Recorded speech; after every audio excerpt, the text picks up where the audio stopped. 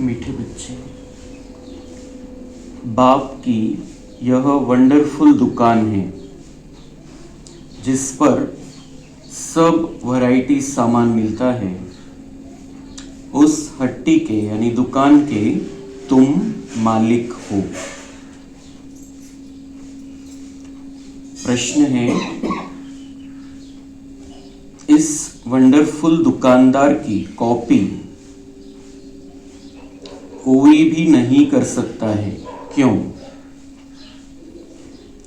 उत्तर है, क्योंकि यह स्वयं ही सर्व खजानों का भंडार है। ज्ञान का, सुख का, शांति का, पवित्रता का, सर्व चीजों का सागर है। जिसको जो चाहिए वह मिल सकता है। निवृत्ति मार्ग वालों के पास यह सामान मिल नहीं सकता। कोई भी अपने को बाप समान सागर कह नहीं सकते हैं। ओम शांति। अब बच्चे बैठे हैं बेहद के बाप के सामने। मुरली सुनने कौन बैठा है? बच्चे, बाबा के बच्चे बाबा के सामने बैठे हैं, बाबा के महावाक्य सुन रहे हैं।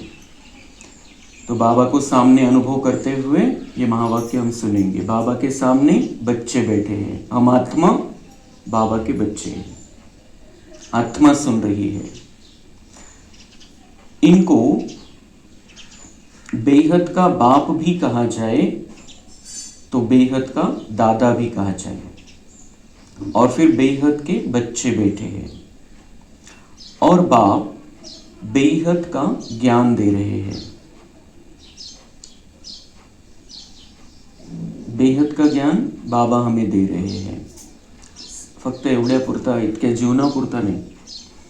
पहिले काय होतं, आता काय आणि पुढे काय होणार आहे, आपलं पण, त्याचं पण, दुनियेचं पण, सगळ्या प्रकारचं ज्ञान। लिमिट नाही आहे या जीवनाची, संपूर्ण ज्ञान बाबा आपल्याला देतात। हद की बातें अब छूटी। हे जे शरीर आहे आणि याच्या हिशोबाने जे आहे, ही दुनिया, हे जीवन, बाबा म्हणतात त्याच्यात खूप पुढचं ज्ञान मी तुम्हाला देतोय। अब बाप से बेहद का वर्षा लेना है। यह एक ही दुकान ठहरी। मनुष्यों को पता नहीं है कि हम क्या चाहते हैं। बेहद के बाप की दुकान तो बहुत बड़ी है। उनको कहा जाता है सुख का सागर, पवित्रता का सागर, आनंद का सागर, ज्ञान का सागर। कोई दुकानदार होता है तो उनके पास बहुत वैरायटी होती है। तो यह है बेहद का बाप। इनके पास भी वैरायटी सामान है। क्या क्या है? बाबा ज्ञान का सागर है, सुख का, शांति का सागर है। उनके पास यह वंडरफुल अलौकिक सामान है। फिर गाया भी जाता है सुख करता। यह एक ही दुकान ठहरी, और तो कोई का ऐसा दुकान है नहीं। ब्रह्मा, विष्णु, शंकर के पास क्या सामान है? कुछ भी नहीं। सबसे ऊंचा सामान है बाप के पास। इसलिए उनकी महिमा गाई जाती है। त्वमेव माताश्च पिता त्वमेव। ऐसी महिमा कभी किसकी गाई नहीं जाती। मनुष्य शांति के लिए भटकते रहते हैं। कोई को दवाई चाहिए, कोई को कुछ चाहिए। वह सब हद की दुकान है। सारी दुनिया में सबके पास हद की चीजें हैं। यह एक ही बाप है जिसके पास बेहद की चीजें हैं। इसलिए उनकी महिमा भी गाते हैं कि पतित पावन है, लिबरेटर है, ज्ञान का सागर है, आनंद का सागर है। ये सब वैरायटी सामान है। लिस्ट लिखेंगे तो बहुत हो जाएगी। जिस बाप के पास यह चीजें हैं तो बच्चों का भी हक है उन पर। परंतु यह किसकी बुद्धि में नहीं आता कि जब ऐसे बाप के हम बच्चे हैं तो बाप की चीजों के हम मालिक होने चाहिए। बाप आते भी हैं भारत में, बाप के पास जो सब चीजें हैं वे जरूर ले आएंगे। उनके पास लेने के लिए तो जा नहीं सकते। तो बाप कहते हैं मुझे आना पड़ता है, कल्प कल्प कल्प के संगम पर मैं आकर तुमको सब चीजें दे जाता हूँ। हम जो तुमको सामान देता हूँ वह फिर कभी नहीं मिल सकता। आधा कल्प के लिए तुम्हारे भंडारे भर जाते हैं। ऐसी कोई अप्राप्त वस्तु नहीं रहती जिसके लिए पुकारना पड़े। ड्रामा प्लान अनुसार तुम सब वर्षा लेकर फिर धीरे धीरे सीढ़ी उतरते हो। पुनर्जन्म भी जरूर लेना पड़े। 84 जन्म भी लेना है। 84 का चक्र कहते हैं, परंतु अर्थ नहीं समझते। 84 के बदले 84 लाख जन्म कह देते हैं। माया भूल करा देती है। यह अभी तुम समझते हो, फिर तो ये सब भूल जाएंगे। इस समय सामान लेते हैं, सतयुग में राजाई करते हैं, परंतु उन्हों को यह पता नहीं रहता कि ये राजाई हमको किसने दी। लक्ष्मी नारायण का राज्य कब था? स्वर्ग के सुख गाए भी जाते हैं, सब किस्म के सुख देते हैं, इससे जास्ती कोई सुख होता नहीं है। फिर वह सुख भी प्रायः लोप हो जाता है। आधा कल्प के बाद रावण आकर सब सुख छीन लेते हैं। धर्म भ्रष्ट कर्म भ्रष्ट बन जाते हैं तो धन माल भी गुम हो जाता है, फिर नीचे गिरने लग पड़ते हैं। बाप समझाते हैं, तुमको इतना धन दिया, तुमको हीरे जैसा बनाया, फिर तुमने धन माल कहाँ गवा दिया। अब फिर बाप कहते हैं कि अपना वर्षा पुरुषार्थ करके ले लो। तुम जानते हो कि बाबा हमको फिर से स्वर्ग की बादशाही दे रहे हैं और कहते हैं, बच्चे मुझे याद करो तो तुम्हारे ऊपर जो कट है वह निकल जाए। बाप कहते हैं, सन्यासियों से कभी यह सौदा मिल न सके। वो है ही निवृत्ति मार्ग के, तुम हो प्रवृत्ति मार्ग वाले। तुम संपूर्ण निर्विकारी थे, वाइसलेस वर्ल्ड थी, यह है विशेष वर्ल्ड। फिर कहते क्या सतयुग में बच्चे पैदा नहीं होते? वहां भी तो विकार था। अरे वह है ही संपूर्ण निर्विकारी दुनिया। संपूर्ण निर्विकारी फिर विकारी हो कैसे सकते हैं? शिव बाबा की एक ही हट्टी है, एक ही दुकान है, वह है बेहद का बाप। बेहद के बाप द्वारा बेहद को बेहद के स्वर्ग का सुख मिलता है। बेहद का बाप स्वर्ग स्थापन करता है, बरोबर बेहद का सुख था। फिर हम हेल में क्यों पड़े हैं, यह कोई भी नहीं जानते। बाप समझाते हैं कि तुम ही थे, फिर तुम ही गिरे हो। देवताओं को ही 84 जन्म लेने पड़ते हैं, अभी आकर पतित बने हैं, उनको ही फिर पावन बनना है। बाप का भी जन्म है तो रावण का भी जन्म होता है, यह किसी को भी पता नहीं। कोई से भी पूछो तो रावण को कब से जलाते हो, तो कहेंगे वह तो अनादि चलता आता है। ये सब राज बाप समझाते हैं। उस बाप की एक ही दुकान की महिमा है, सुख शांति पवित्रता मनुष्य से मनुष्य को नहीं मिल सकती। यहाँ तो एक को शांति होगी, फिर दूसरा अशांत करेंगे तो शांति में रह न सके। सुख शांति पवित्रता सब चीजों का व्यापारी एक ही शिव बाबा है। उनसे कोई आकर व्यापार करे, उनको कहा ही जाता है सौदागर। पवित्रता सुख शांति संपत्ति सब कुछ उनके पास है। अप्राप्त तो कोई वस्तु नहीं। स्वर्ग का तुम राज्य पाते हो, बाप तो देने आए हैं, लेने वाले लेते लेते थक जाते हैं। मैं आता ही हूं देने के लिए और तुम ठंडे पड़ जाते हो लेने में। बच्चे कहते हैं बाबा माया के तूफान आते हैं। हाँ, पद भी तो बहुत ऊंचा पाना है, स्वर्ग के मालिक बनते हो, यह कम बात है क्या? तो मेहनत करनी है, श्रीमत पर चलते रहो। सामान जो मिलता है वह फिर औरों को भी देना पड़े, दान करना पड़े। पवित्र बनना है तो 5 विकारों का दान जरूर देना है। मेहनत करनी है, बाप को याद करना है, तब ही कट उतरेगी। मुख्य है याद। प्रतिज्ञा फल करो कि बाबा हम विकार में कभी नहीं जाएंगे, किसी पर क्रोध नहीं करेंगे, परंतु याद में जरूर रहना है, नहीं तो इतने पाप कैसे विनाश होंगे। तुम गाते भी थे कि आप जब आएंगे तो और संग तोड़ एक संग जोड़ेंगे, तुम पर बलिहार जाएंगे, तेरे सिवाय और कोई को याद नहीं करेंगे। प्रतिज्ञा की है, फिर भूल क्यों जाते हो।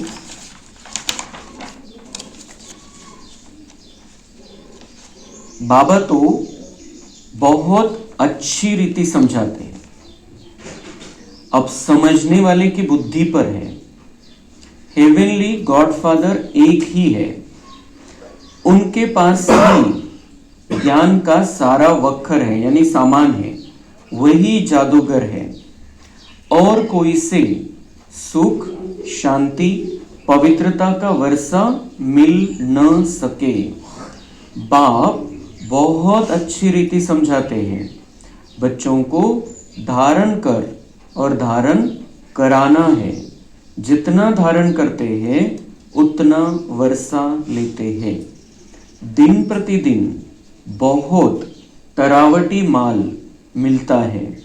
लक्ष्मी नारायण देखो कितने मीठे हैं, उन जैसा मीठा बनना चाहिए।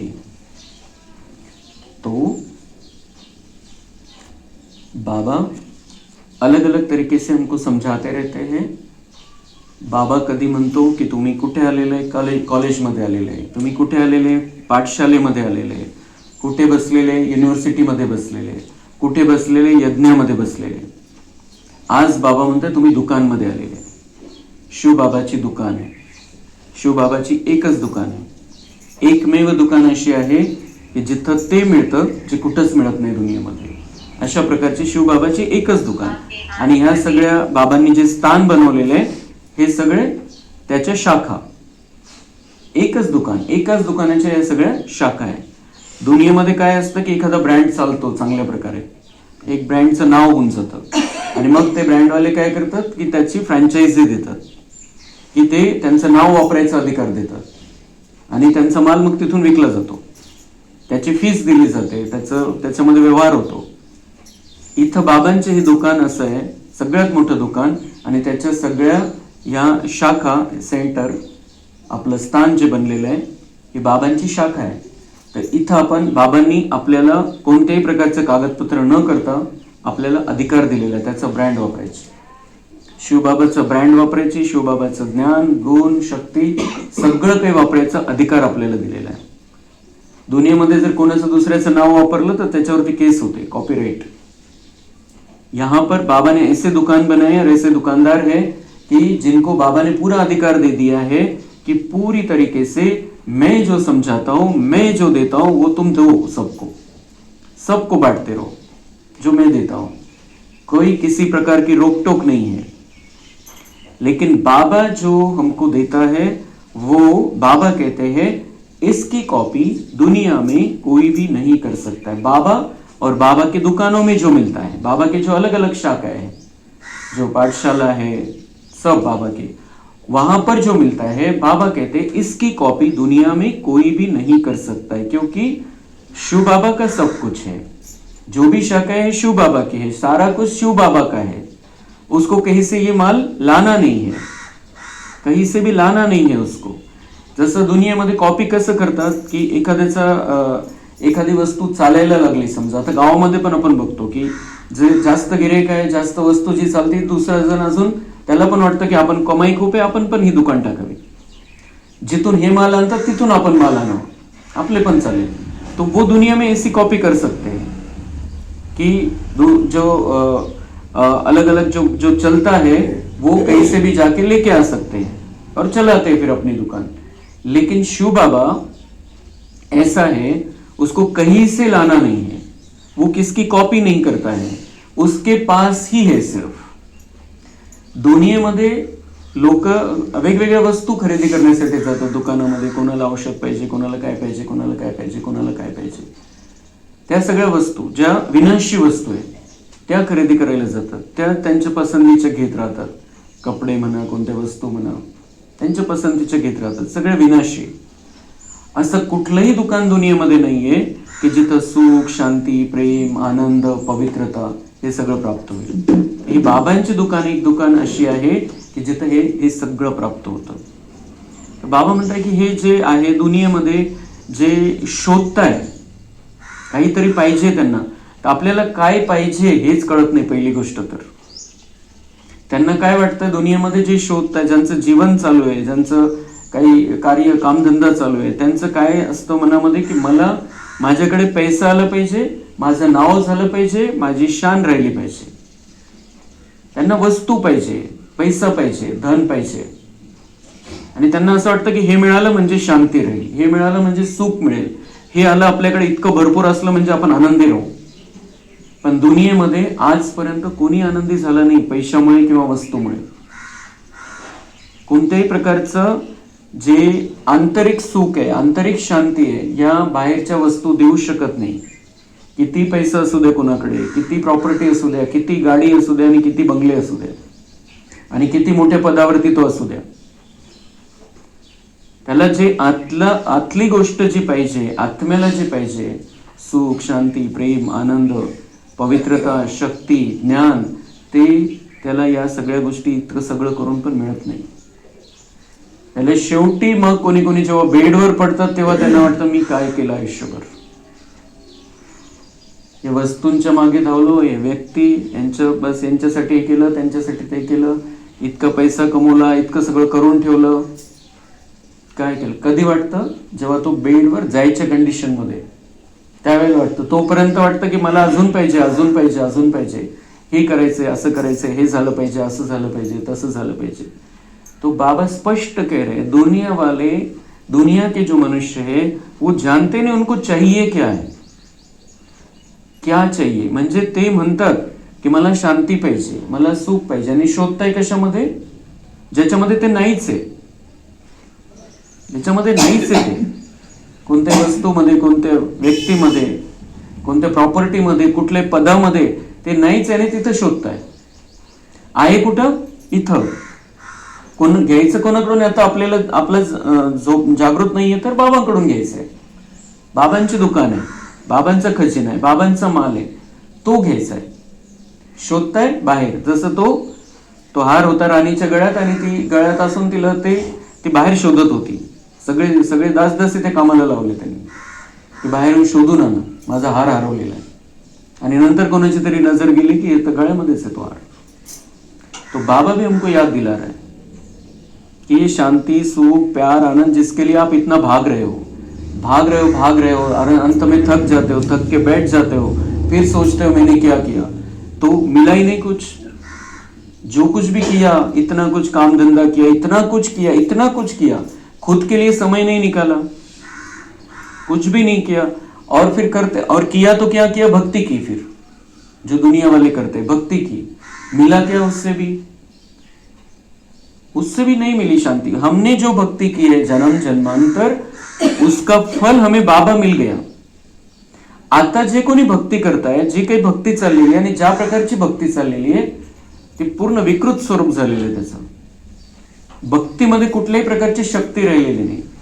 फक्त आपलं नाव, मान, शान त्याच्या पाठीमागे धावताय किंवा मग कोणाच्या तरी अंधश्रद्धेमध्ये फसताय. तो वो भक्ति में कुछ रहा ही नहीं है. पहिले तरी भक्ती ठीक होती आणि आपण केलेली थी म्हणून तो बाबा भेटलेला आहे.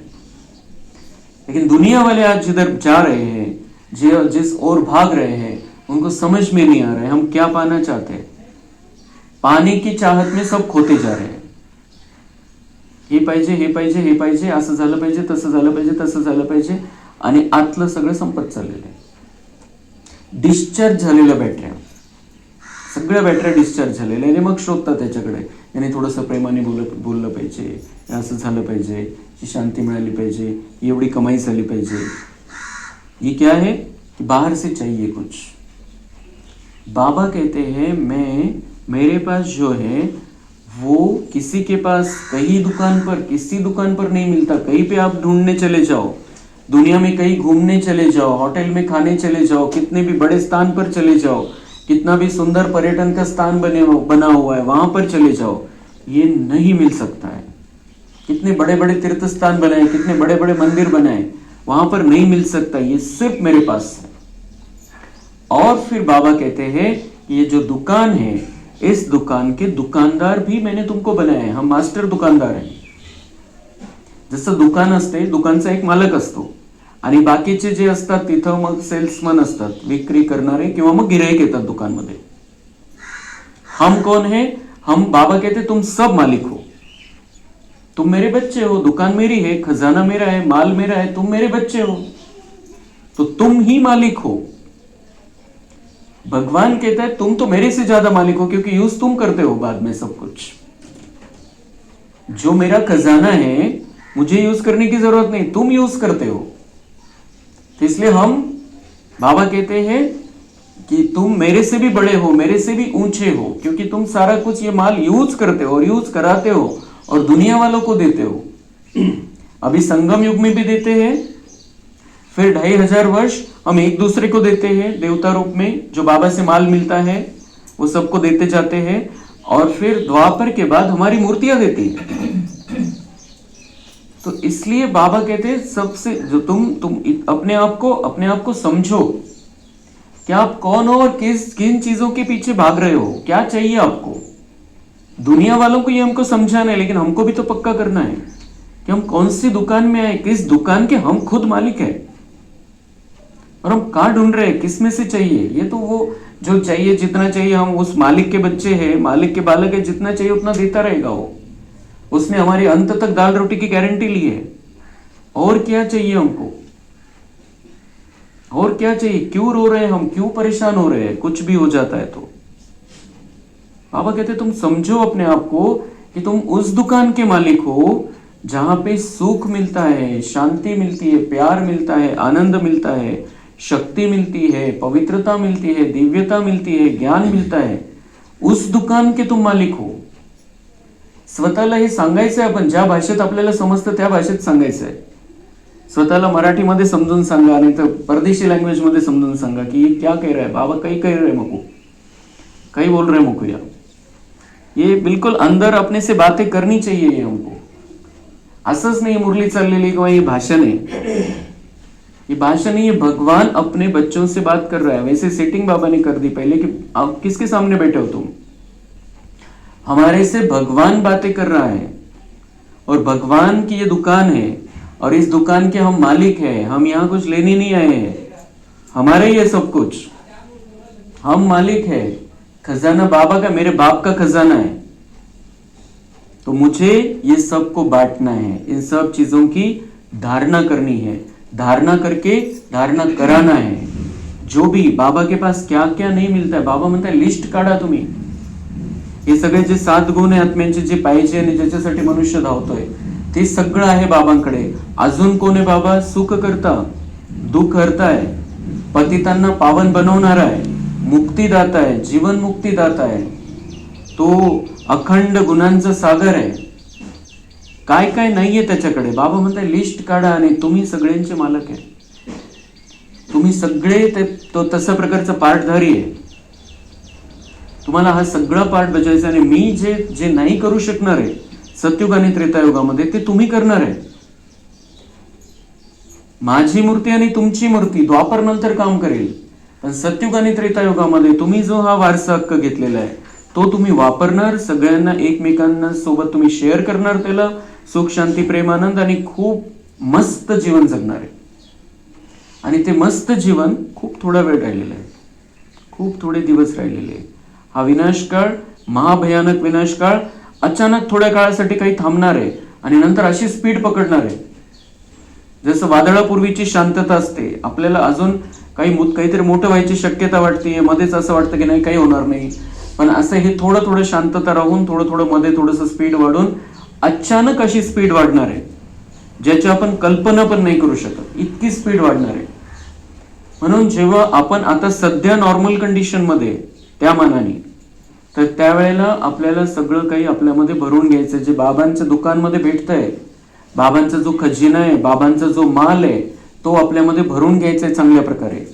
तर बाबा म्हणताय तुम्ही भले विकारांपासून दूर राहताय, विकारांपासून तुम्ही दूर राहताय, तुम्ही प्रतिज्ञा करता की मला पवित्र राहायचंय, आजन्म मी पवित्र राहणार आहे, ब्रह्मचर्य व्रताचं पालन करणार आहे, जन्मभर मी क्रोध करणार नाही. बाबा म्हणताय प्रतिज्ञा करा, तुम्ही इथलं हे ते तर जरुरी आहे, इथल्या पुढच्या होणाऱ्या पापांपासून तुम्ही दूर राहणार आहे.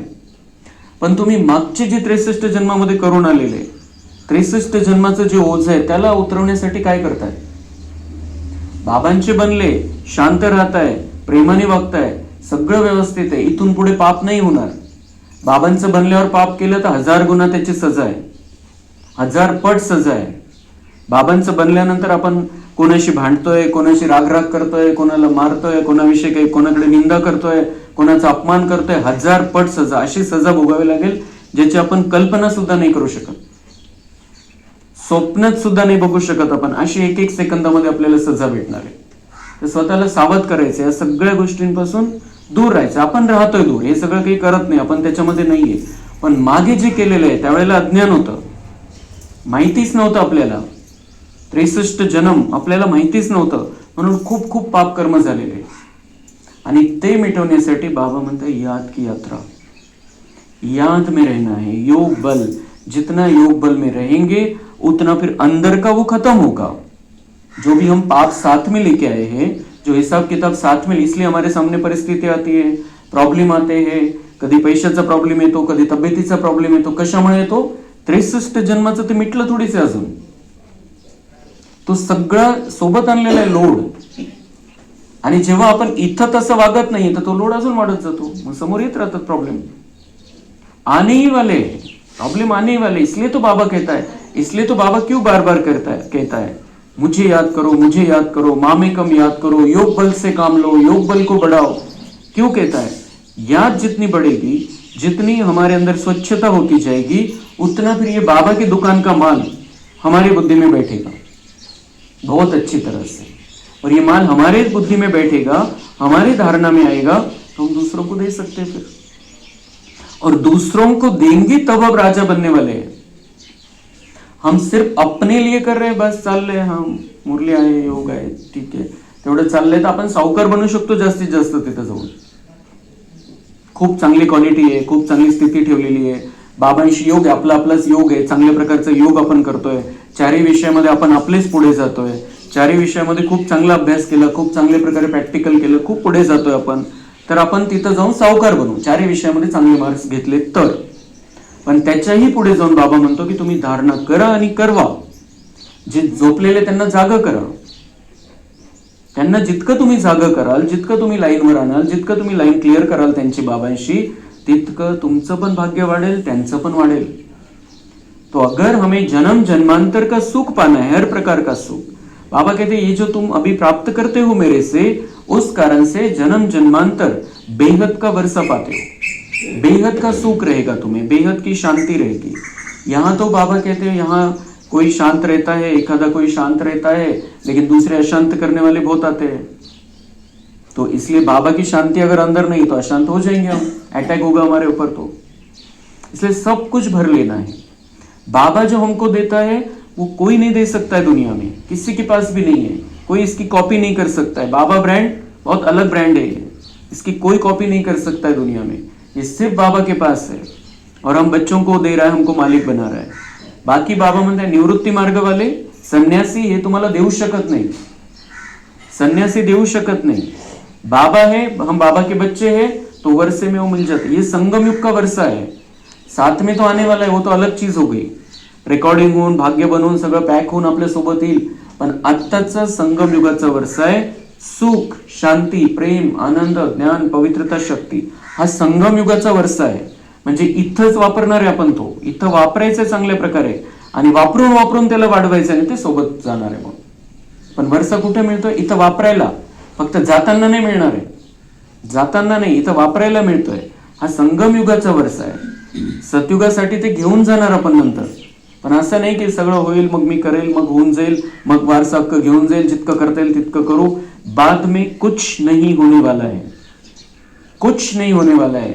मग फक्त पश्चाताप. पश्चातापच्या लाइन मध्ये पहिला नंबर. हम जो कर सकते थे हमने नहीं किया.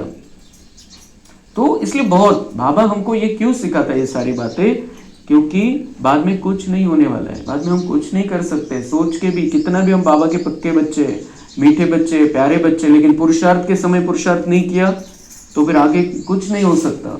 जेव्हा बीज लावायची वेळ आहे जमिनीमध्ये तेव्हा नाही लावली, जे पावसाळ्यात लावायचे ते उन्हाळ्यात लावलं तर काय होणार आहे त्याचं.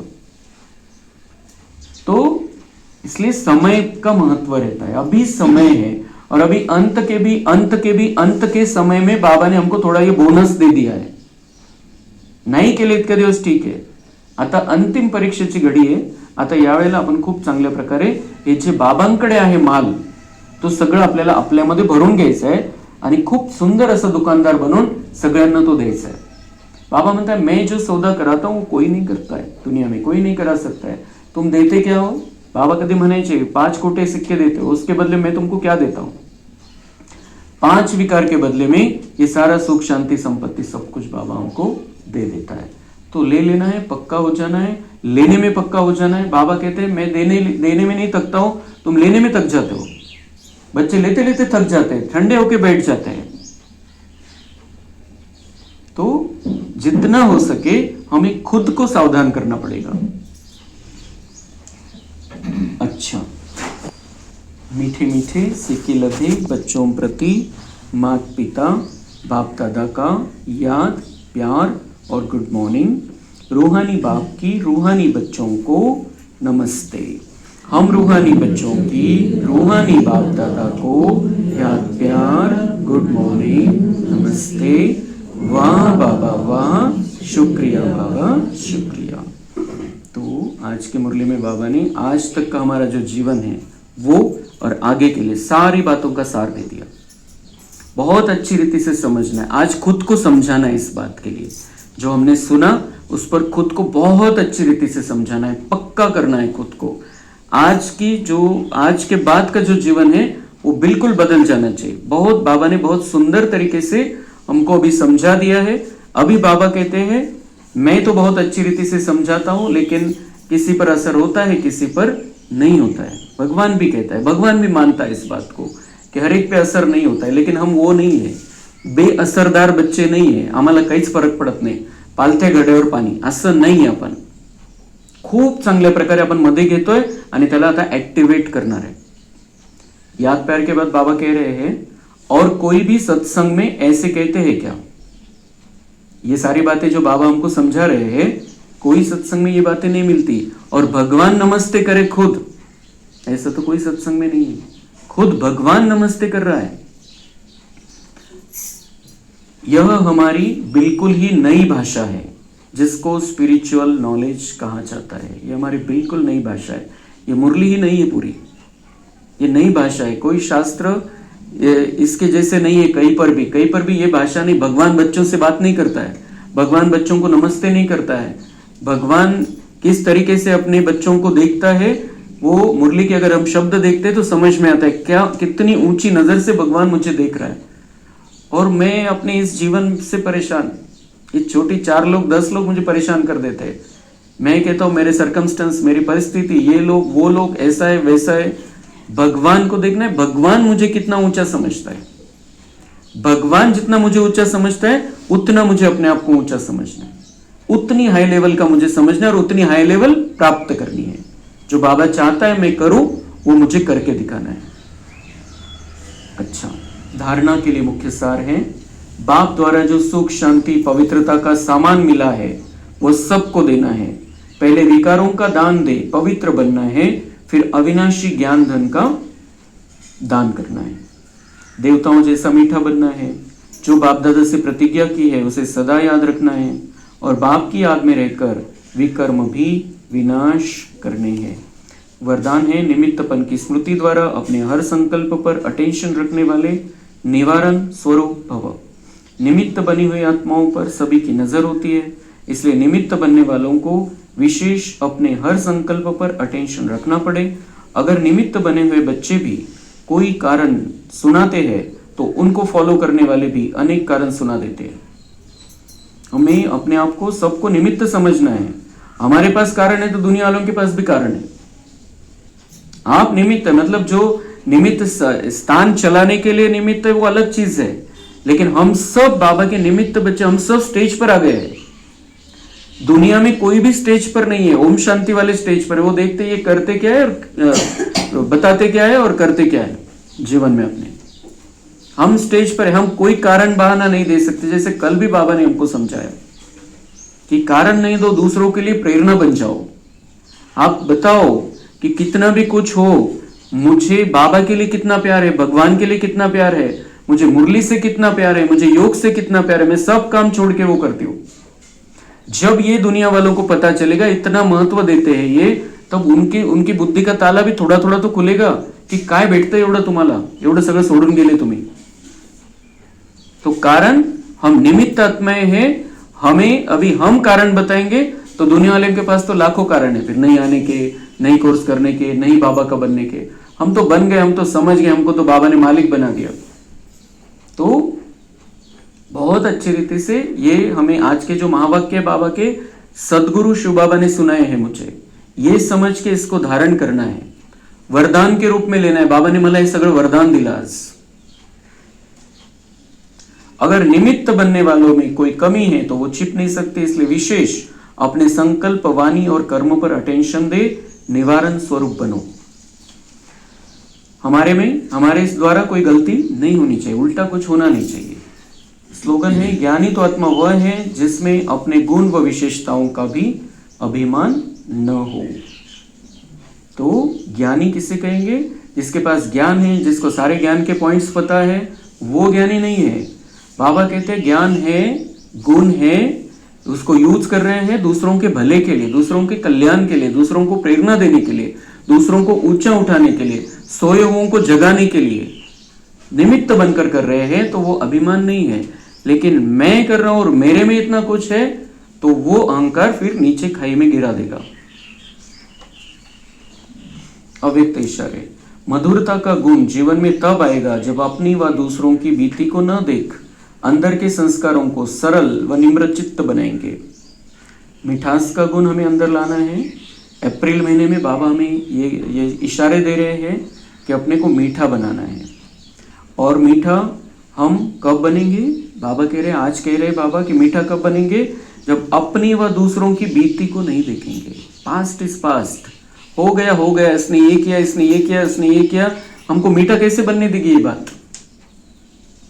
कडू टेस्ट येईल ना मध्ये, कोणी जर खराब केलेलं आहे काही तर त्याचं आपल्याला पटलेलं नाही, आपल्या मनासारखं नाही झालेलं आहे, कडवट टेस्ट मध्ये घेतोय आपण स्वतःहून। आणि कडू हे वस्तू एखादी आपल्याला कोणी खायला दिली, काकडी जरी कडू निघाली तर आपण फेकून देतो तिला, आणि इथं कडू घोटत बसतोय। इसने ये किया, एक साल पहले किया, आज किया, कल किया, 10 साल पहले किया, 20 साल पहले किया, ऐसा बोला था वो बोला था, ये बोला था, ये किया उसने, ये किया, वो ऐसा ही करता है, ऐसा ही है वो। किती कडू घोट घेतोय आपण इथं, आणि ते सगळं कडू कडू कडू जाऊन ते मेंदूला खराब करतोय आणि मेंदू शरीराला खराब करतोय। मग तो बाबा कहते मीठा बनना है तो पिछला सब भूल जाओ, किसने क्या किया, क्यों किया, सब भूल जाओ। अभी मीठा बनना है लक्ष्मी नारायण जैसा, ये दुकान चलानी है बाबा की। तो अंदर से सरल और नम्र चित्त बन जाओ। सरल चित्त आत्मा का गुण है ही मधुरता। उनके नयनों से मधुरता, मुख से मधुरता और चलन से मधुरता प्रत्यक्ष रूप में देखने में आती है। मीठा ही लगेंगे वो जो मीठे है, जो पिछला भूल गए, सब पिछला है इसलिए कडवट लगते हैं, काय कारण ते उदासी, निराशा झळकते ऑटोमेटिक। मधुरता और नम्रता, इन दो विशेष धारणाओं से सदा विश्व कल्याणकारी, महादानी, वरदानी बन जाएंगे और सहज ही स्नेह का सबूत दे सकेंगे। अच्छा, ओम शांति।